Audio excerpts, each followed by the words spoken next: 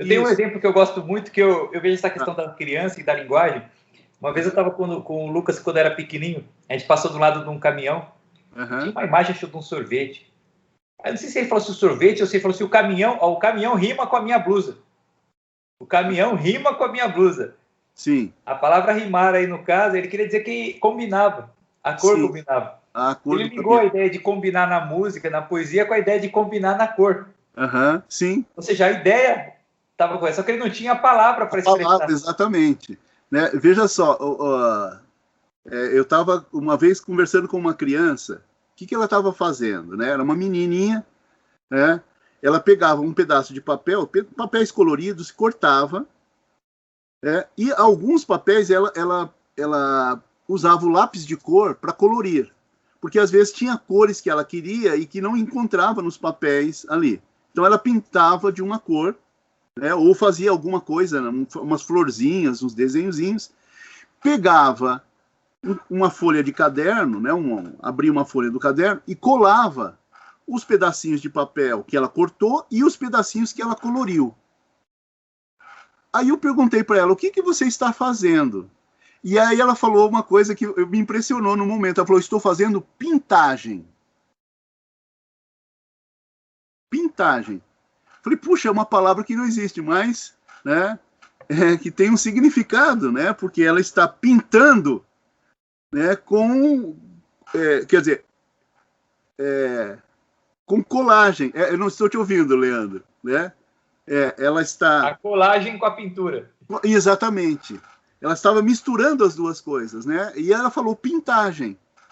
Perfeito. A criança tem essa capacidade, né? Às vezes ela associa as coisas, né?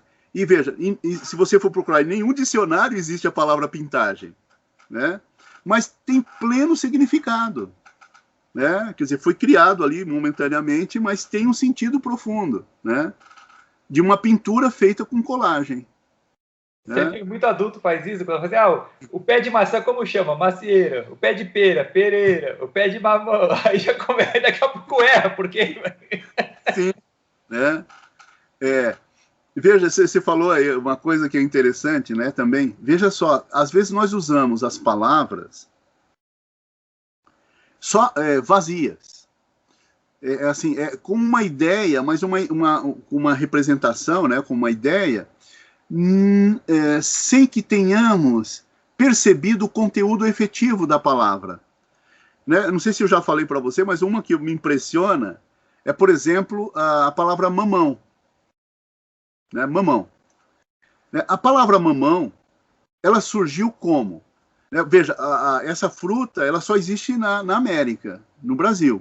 Né? Talvez em outros lugares da América, mas ela inicialmente foi encontrada no Brasil pelos portugueses. Quando os portugueses observaram aquela fruta, eles perceberam que ela parecia com a mama de uma mulher. Né? Se você olhar a fruta, né, ela tem um contorno que parece uma mama. Só que é uma mama muito grande. É uma mama grande, e, portanto, é um mamão. Né? Veja, isso, quando a gente fala de mamão, a gente não pensa em uma mama grande. Mas essa é a fonte de origem da palavra. É que sempre que vemos algo novo, a gente sempre associa com alguma coisa que já conhecemos. E usamos, às vezes, a mesma palavra para... Né? E você veja, só que quando nós falamos mamão, a gente pensa na fruta, mas não pensa... Não pensa na origem. Na origem, exatamente. Veja, algo que nos elucida a respeito do conteúdo da palavra é essa sua origem, essa sua etimologia. Né? E veja, uma coisa, né, só fazendo um pequeno parênteses, uma coisa que foi essencial para mim, para desenvolver, em muitas circunstâncias, a reflexão, a investigação, foi me apoiar na etimologia de algumas palavras. Né? Porque a etimologia revelava uma dimensão investigativa que não tinha sido explorada, né? Para muitas palavras, para muitos conceitos que nós temos, para muitas ideias que nós temos. Né? Aí também fui obrigado a fazer várias considerações a respeito do uso dessa ferramenta, né, da etimologia, para o exercício da investigação. Né? Como é que se dá isso? Né? O que é efetivamente a etimologia de uma palavra? Né? Bom, mas isso aí é só um parênteses, né?